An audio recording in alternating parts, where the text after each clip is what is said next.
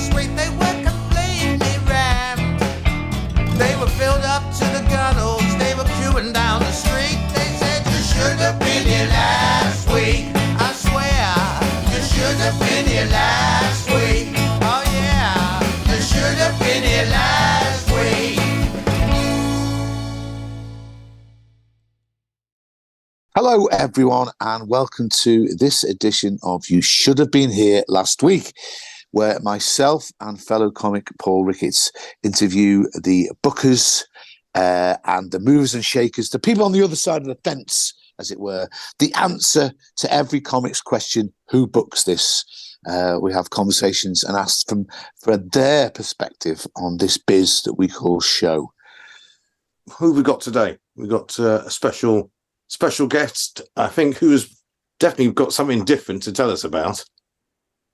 Yes, it is the marvellous Carly Smallman. So she's got two sort of strings to her bow. Very innovative and very interesting person to talk to, I think. Yeah, so Carly Smallman. Today's guest is Carly Smallman, promoter of, I think, two of the most interesting gigs on the circuit. You seem to have found a little niche there. Oh, thank you. It's got to be accidental, to be honest, the niche finding, but I'm glad I found it.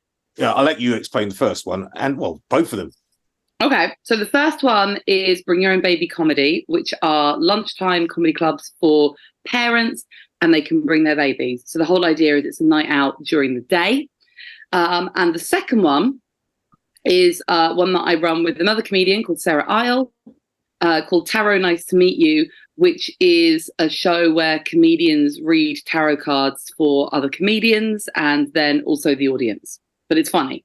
I feel like I need to have it on the end. It is funny. So, which one's your favourite one? Oh, that's really hard to choose. I like both of them. I like how Tarot Nice to Meet You is a completely improvised show.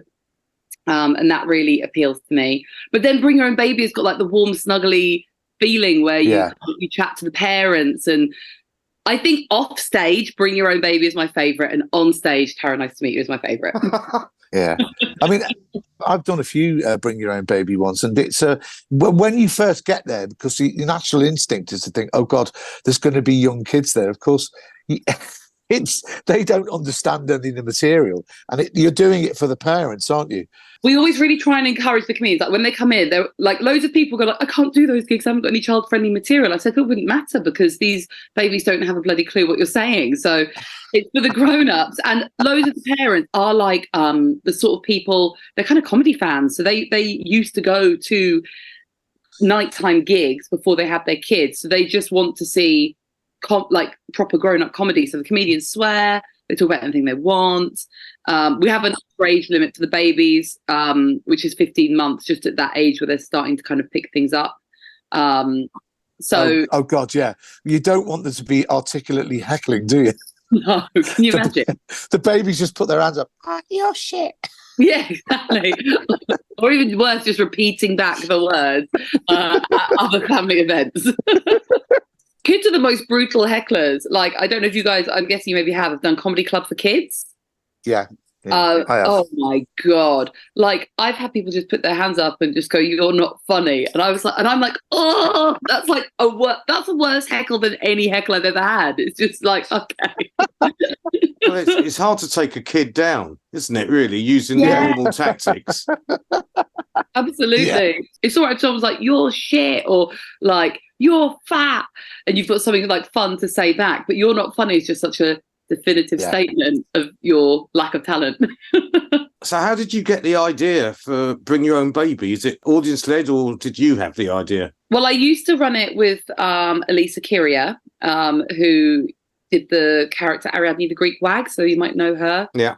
So we used to run them together, and we came up with the idea because we went for a drink. She lives nearby to me, and she just had her daughter. And as we drank wine, we just started talking about this idea that we were kind of coming up with together. And then we're like, well, let's just put one on. So there was this, there's a pub near my house. It's got like a really small function room. We could only fit in about 30 parents. We put the tickets on sale and it sold out within a week. And we were just like, what the fuck? Like, because we didn't know if there was a demand for that sort of a thing or not. You know, we had no idea. We were just kind of winging it and making it up as we went along. So we did that one. Then we were like, oh, maybe we should like just approach other venues and see if they're interested. So we spoke to the Comedia down in Brighton and at the time up the creek in Greenwich. And when we put those on sale the next month, they all sold out really fast as well. And we just thought, oh my God, like this is a thing. This is a thing that people want and that people feel that they need. So gradually I've been kind of just trying to increase our areas where we can find parents. And the dream would be to be doing it all over the country. So there's any parent who wants to laugh can go and have a laugh and it's accessible to them. But not there yet, but I'm working on it. What do you think's been the most difficult thing about setting it up? I mean, it's been a joy mainly, but are there any difficulties involved in it? Look, the biggest problem with running comedy events, I'm sure you've had people say this on your podcast, is comedians. We are the pits. Like I am like a promoter's dreams as I started running gigs, always on time. Like unless there's an emergency, I would not cancel. Like, oh my God. I think the one spanner in the works at the comedy events is the comedy providers. What's the worst excuse you've had for missing a gig from a comedian? God. Do you know what? There's been loads of excuses. I'm trying to think of worst ones. Do you know what I'm noticing recently, which is actually worse than like a lame excuse, is they just don't give an excuse. They just say, I can't make it anymore. And this is sometimes before the gig, and you're like, can you give me a reason why you can't make it? Because also, as you guys know, I started off as just a comic. So I've been like, I always feel like, you know, I'm one of you guys. I know I'm not like in terms of that gig, but like you can tell me if, you know, some things come up. But I often think that the reason when they do that is just that they can't be asked to go. Yeah, it must be very hard. I was thinking about that as well. I mean, you know, things have changed on the circuit, but getting comics out of bed before about 11 or 12 o'clock in the morning is really, really difficult. You know, it's really hard. I didn't realise how lazy everyone else was. I've been getting up early for years. If you want to expand it over the country, how are you going to do it? You can't be everywhere at the same time. You got to sort of franchise it out, wouldn't you? Yeah, I'm not going to franchise it. I'm thinking the best way to do it is just to pay trusted people to help me run the events. And just book it all centrally, because also if you franchise it out, you might end up in a franchise with someone who doesn't watch a lot of comedy or go to a lot of live comedy, so they might not know how to book them. And I've always taken the approach with Bring Your Own Baby that the most important thing is the comedy itself, and everything else, the facilities for the babies and the mums, whilst it is essential to have at the shows, comes kind of secondary, because the most important thing is that they laugh, because that's what we're selling to them. I just have to ask you as well that I hope there is a bald-headed man sharing your place. Otherwise, Sorry, just because of the partner. No, I just thought it would be a little sneak thief that we've actually caught on camera, just escaping with your goods. Can you imagine? It's nearly Halloween as well. Oh, we've got proof. We got proof there is a ghost. There is an afterlife. Yeah, I've got a really hot ghost who's good in bed in my house. Oh, isn't that nice? No, we have to take your word for it. Let's be honest. Can I just ask, do you have to have a baby with you to go to the gigs? Is that sort of like a prerequisite? Do people come without babies? It's not mandatory. People have come without babies, but I imagine it would be quite a shit experience for them. We've had like NHS workers come after a night shift before.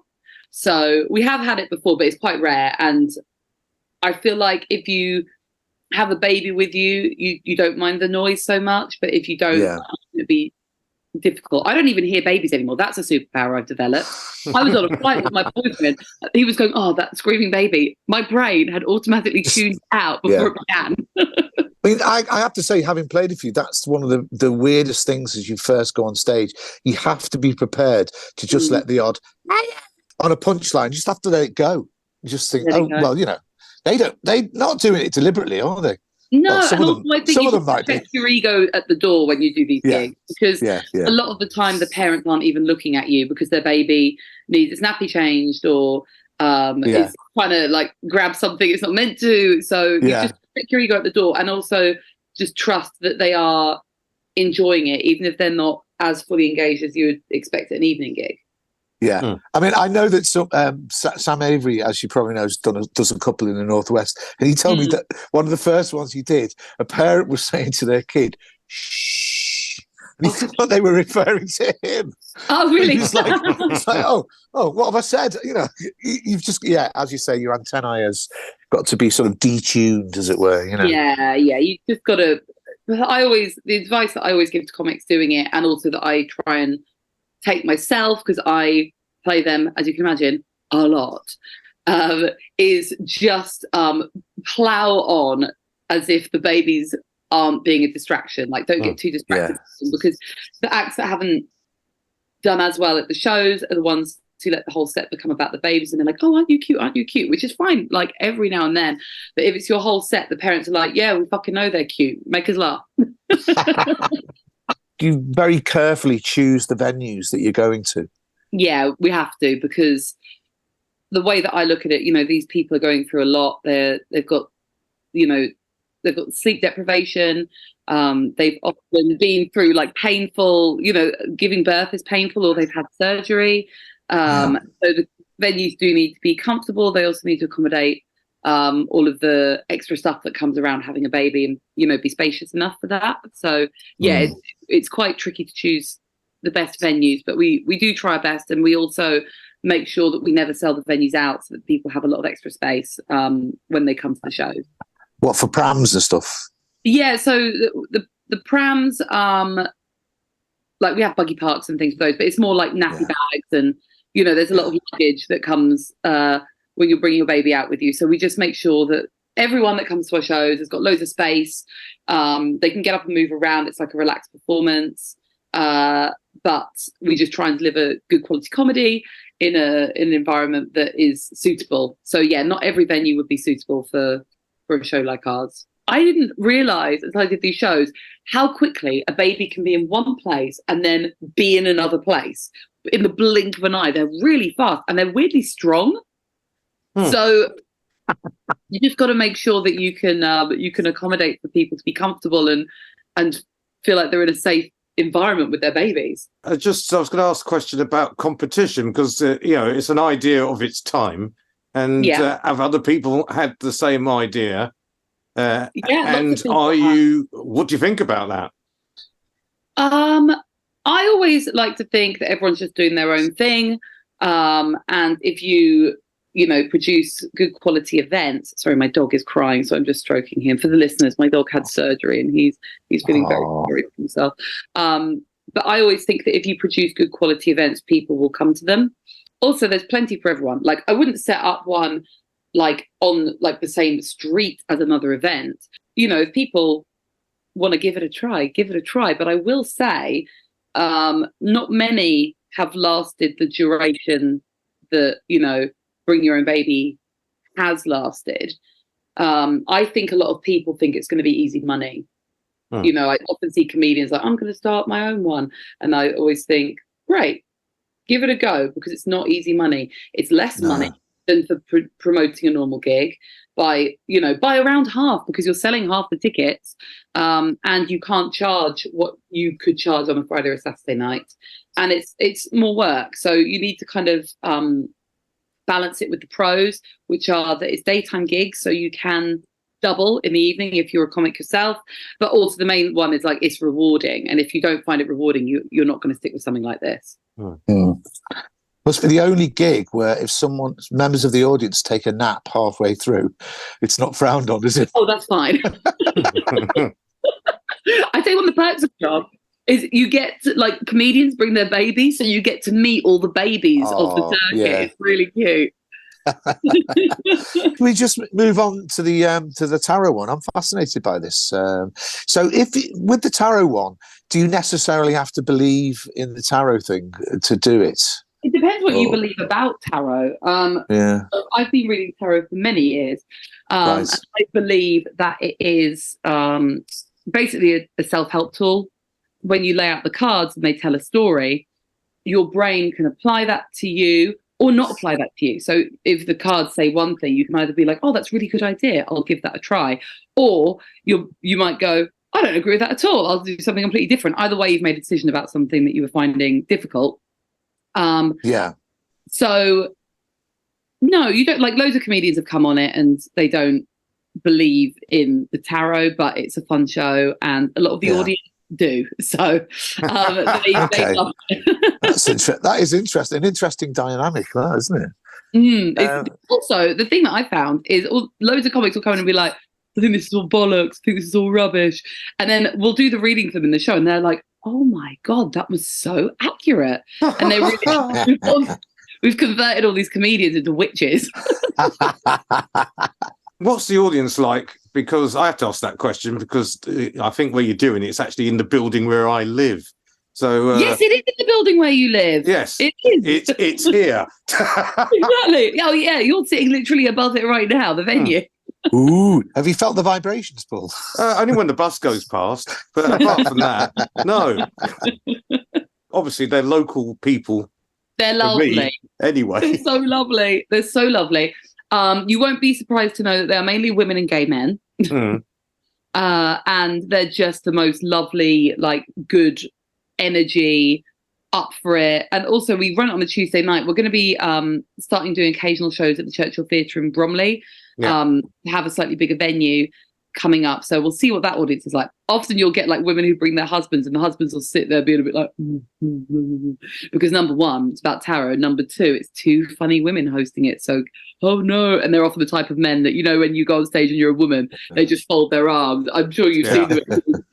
And by the end of the show, often they're like, can I have a reading, please? Once they hear everyone else's.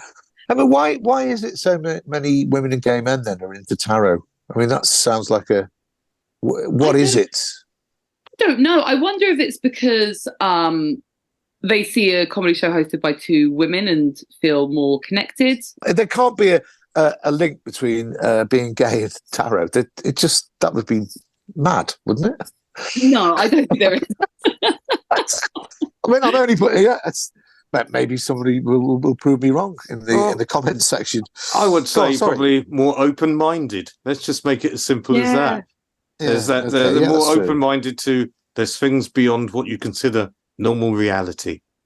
Yeah, I think maybe that is it. And I think a lot of people are quite kind of closed off to the possibility, but also even if you don't believe in tarot, it is a comedy show for entertainment purposes. Yeah, so of course, that's the thing. And I think we get a lot of regular audience because once they come once, they know every time it's going to be a different show because it will never be the same cards and the same questions. And you know, we do book different comedians every time because we don't take it very seriously. That's the other thing. Like, we do read tarot and take it seriously at home, but when we're doing the show, it is, we hope, funny and entertaining. You've stumbled on two formats now, which are a twist on the normal sort of, and we've also got things like that's a big thing now, cinema. You know, comedians comment on films, etc., etc. I mean, do you think this is a growing thing, and what do you think, you know, in the future holds for sort of people trying to twist the format into different shapes? And I honestly hadn't given it any thought. Like, I didn't even feel like I was doing anything particularly wild when I came up with both of these ideas. I mean, the tarot idea I came up with in lockdown. I did it as a live stream. Basically, I was really drunk and really stoned, and I was reading my dad's tarot cards. And because I locked down with my dad because we both didn't want to be on our own, so I was reading, it was a weird time. I was reading, and we were both got really hammered, and we were reading these tarot cards, and I was like doing a funny reading because I was just really drunk, and we were having such a laugh, and he was just like, you should do this on stage, it's really funny. And I thought, I think I'm gonna need like a co-host, because one person just reading tarot cards with no one else to bounce it off is you know, not as fun. So I asked Sarah to do it with me, and so I just kind of stumbled on it look, I think it's quite hard nowadays to make really good money just as a club comic. I think that's part of it, because a lot of people, with a few exceptions, the money ain't going up at gigs. Yeah. No, we hadn't noticed that at all. in fact, that's all we ever talk about on this podcast. Oh, really? It gets mentioned every single time. Yeah. I need to listen to it hasn't. I'm sorry I haven't so far. No. But it's. I mean, obviously, it's a thing that annoys and angers most comics, that the money's still, you know. What gets me is promoters mention it on this podcast, and they're the ones that set the rates of money. It's just sort of, how can they go, isn't it terrible, boys? The money's not going up. Yeah, funny. Here's also the thing, though. In my experience, because I work on different models, so I will either work on like a split with the venue, or I will work on a lot of the time the venue will pay a fee. Every venue that I'm working with is negotiating to put their fees down.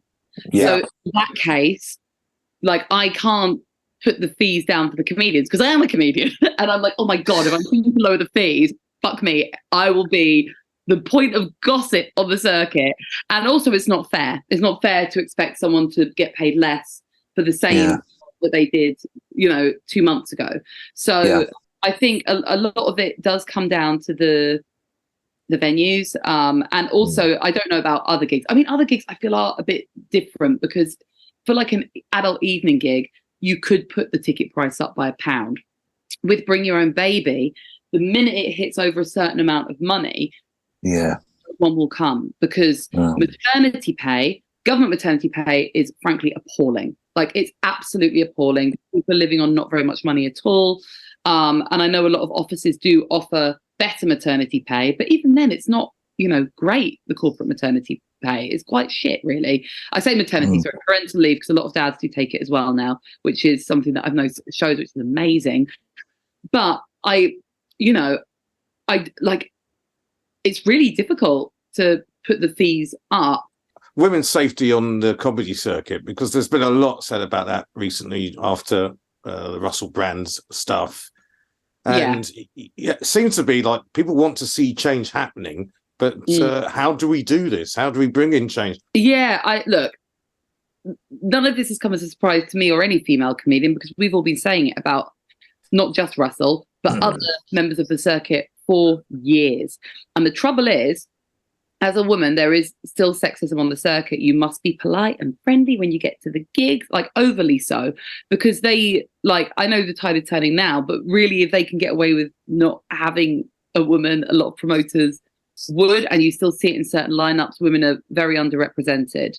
So the way that I'm personally combating it is anyone who I know who is problematic in that way, I'm blanking them now at gigs. I'm just blanking them. Like, I'm not saying hello.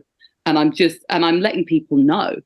That's also the other thing, because it's all quite kind of hush hush on our WhatsApp groups.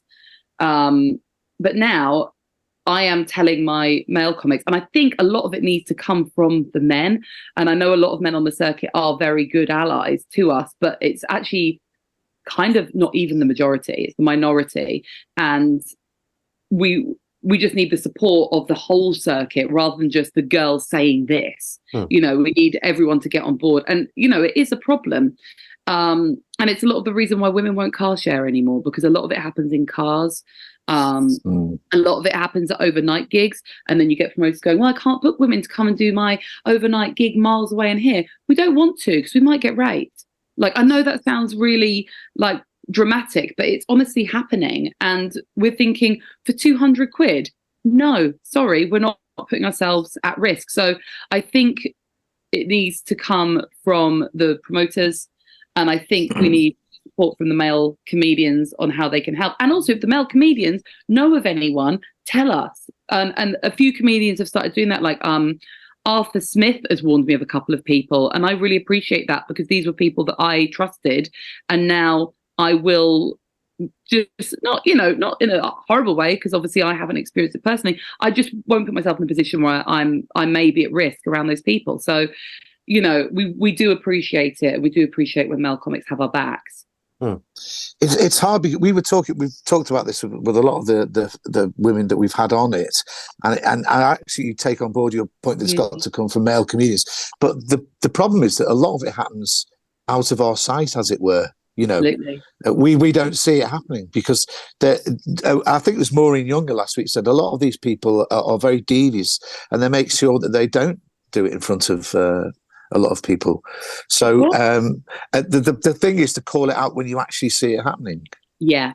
And also call out the kind of like those kind of more microaggressions as well. Just I cannot imagine what it would be like to be in a green room. Like, it's hardly ever happened where one male comic has said something completely inappropriate and everyone kind of just goes into themselves because it's so inappropriate. You don't know what to say. But especially as a woman, you feel vulnerable because physically you are, you know, if anything did kick off, you're more vulnerable than the men in the room.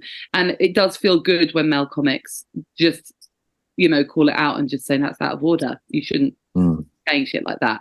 So I think it's just a matter of everyone looking out for each other, all the good eggs, and trying to help each other in the moment rather than, you know, I'm so sorry, that was so awkward. I wanted to say something, but I just didn't know what to say, you know, just, you know, taking the risk. And everyone's frightened of being unprofessional because there's so much competition for work.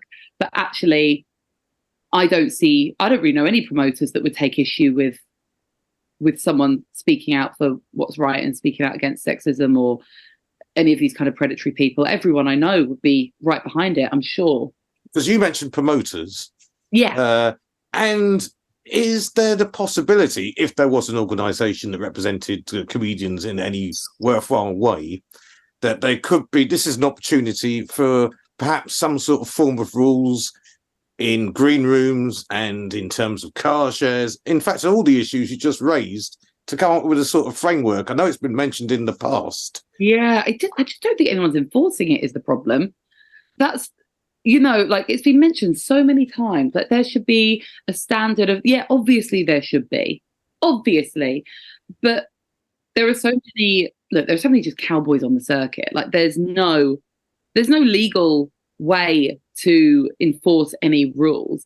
All the nice people who care about their jobs and care about the comedians, of course, could potentially get on board with it, but it's just, I have no idea how they'd enforce it. It's something I've wanted for a long time.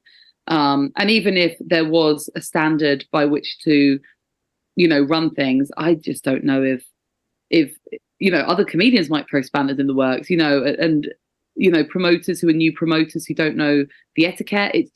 I don't know how they do it. It'd be great if it was a safer, better place to work, for sure. You know, in other workplaces, these things are codified and everybody knows the rules. But with comedians, it's, as you say, it's very hard to enforce. All we have is name and shame. Yes, which I don't think is the best thing. I mean, I'm going to point the finger at equity here. As someone who's supposed to be representing comics, they should be involved. But they're not here to answer. So I'll just point the finger.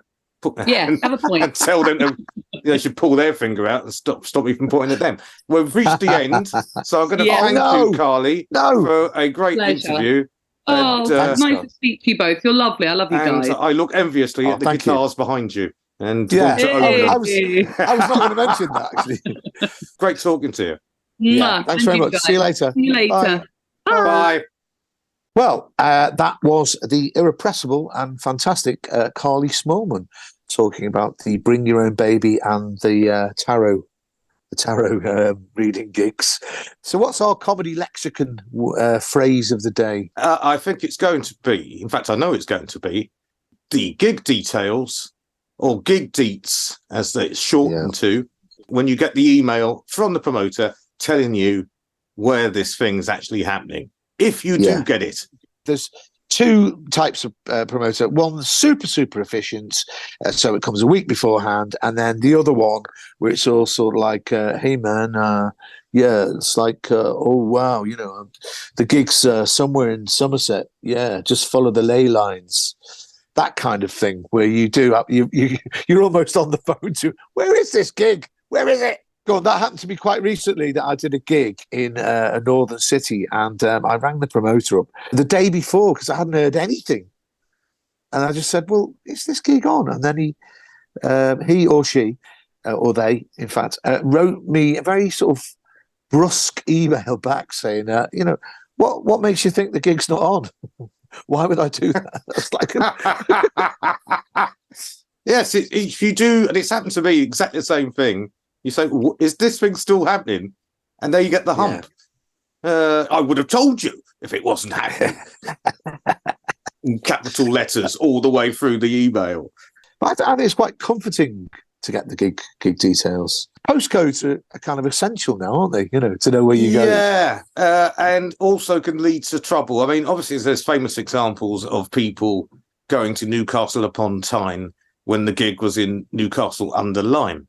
And so postcodes have stopped that. But then there's another issue that happens with postcodes. This is Pete Graham from downstairs, the King's Head, told me this. He had an act, phoned him up with about 5 minutes to go for him to be on stage. And he goes, well, I followed the email and I can't seem to find the venue. So Pete Graham goes, well, just where are you? He goes, well, I'm in some sort of suburban street. And he goes, well, describe what's around you. Oh, goes, there's a big Merc estate I'm stood in front of. And he went, oh, okay. Could you just give me the actual license plate? And the bloke gave him the license plate and goes, that's my car. He's actually outside the venue. No, he's outside his home where his car was parked. Oh. Because what he's done God. Is he looked at the very bottom of the email where Pete used to put his home address of the business, and he's gone to his home address, not the gig. I'll bet he didn't make the gig, did he? No, he didn't make the gig. Make the gig. That once happened to me in a place called Woodbridge, and it was one of those ones where the guy that was the designated driver used to work in the city, and I can't for the life of him, I would say his name. And he said, "Oh, we don't need to leave till after." Well, basically, what he meant was, "Don't need to leave until after I finished my job." So about 5:30, 6 o'clock, we met him somewhere like Bishopsgate. Yeah. Oh, we were terribly late to get out because that's on the outskirts of Ipswich. Yeah, A12. Yeah, and so but the thing was, there were two pubs in the same area called the Richard I pub. We went to the first one, and it was that classic. We're already late. We're pouring through the doors, going, "Okay, what's up? I'm sorry we're late." And then the bloke just looking at us blank again. Yeah, I don't know what you took. He said, "You want the other Richard I?" And I went, "What?" And he goes, "Yeah, it's about 4 miles down there." It's like, down these windy country roads. And then we got there, and this actually happened. And the promoter, it smelt warm, like there'd been people there. And the guy just goes, "No, you didn't turn up at 9 o'clock, so we sent everyone home." So we ended up going for a curry in Woodbridge. We got back home about 10:30. And we never got any money for the gig. I think it's over 50% of the battle of being a comedian is actually getting there. Once you get there, it's all gravy. Well, when I started, which I suppose a decade and a half ago, it was just before really good sat-navs came out, and people used to do it. You'd go online and get the routes, and AA route planner. And then who rode shotgun was really important in terms of who was in the front passenger seat, because normally there is an unwritten rule in cars that whoever's the highest ranking comic in terms of on the bill gets to sit in the passenger seat if they're not the driver. The headliner could be on with 3 other 6'7" comics. Yeah, in the car. He's going to be the one in the passenger seat. Everyone else is all squashed up. But then it's important when in them days, the information would start from the last motorway junction that you had to leave. And then you had to, whoever was riding shotgun would have this bit of paper going, A376. We've got to go drive there 5 miles. Then we've got to do a left down Temporary Road, and all of this sort of thing. And it was much, and I can't believe how people still successfully got there most of the time. Well, don't forget, I've been going a lot longer. In my day, it was the A to Z. It was an A to Z. in the days before I drove then, I did one gig in Dover, and all I did was I did look at a map, and I thought, well, the gig is just up the hill, and it's only seems to be 3.5 miles, 4 miles. I can walk that. Left the station, walked up the hill, without realising that the route I was following didn't say it went through a army military base. And I came up to the gates, and it said, no, there's no civilians, no admission. Anyone that walks through here, big trouble. And I realised I'd have to walk 2.5 miles back to get on the right path, the right road. And I had no choice. If I was going to make this gig, I had to go through the army military base. Yeah. So shit. I did. I just started walking really confidently through this army military base, looking straight ahead. And it's just when I heard the dogs barking. Oh, fuck. That I could see that the fence was actually coming up to. So there was a gate at the other end of it. Yeah.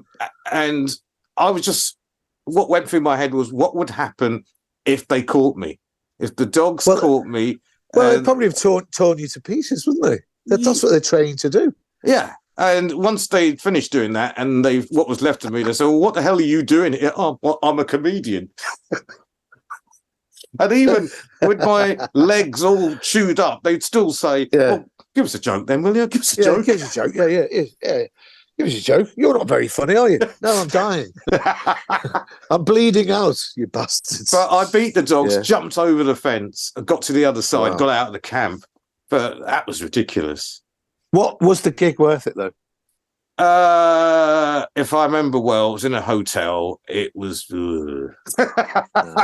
Oh, God. Comedians, we like to talk about roads. It's like, how do you get the gig? Well, to the A42 instead of taking the... I could have gone the other way. Sometimes I go down the A52 and cut across so I can avoid Birmingham. We can't talk to anybody else but lorry drivers about our knowledge. I mean, you've also got a train timetable brain, haven't you?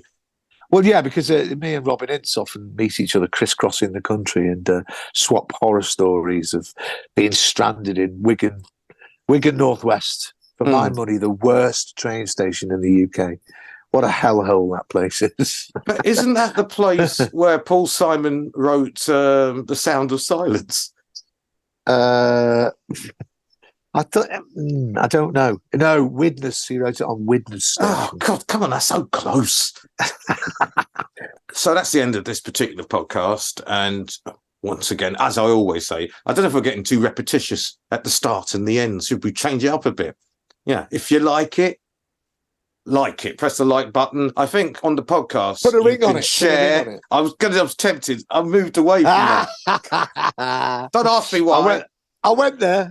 You like it? I just teased the finger. That's what I did. Oh, dear. So share and like. We had a problem with the last podcast, but it's going to be sorted this afternoon. So you'll get this podcast from your podcast provider. Where else would you get it from? Can't get it from the shop, can you? It's not like you can get it from Sainsbury's. I'm just burbling now. And if you're watching this on YouTube, once again, you can like it. What's the other things? Subscribe. Yeah. And also ring the bell for notifications when the next one's coming up. We'd like to get at least 200 people watching this. I was going to say 1,000, but, dream big. Yeah, I'm doing 250 then. So, yeah, that's what we want before the end of the century. We'd like that to happen. We'll see you on the next one. Bye. Bye. Bye-bye. Bye. No, I'm going to say bye last. Bye. No, you can do it last now. Change my mind. Bye. That's better.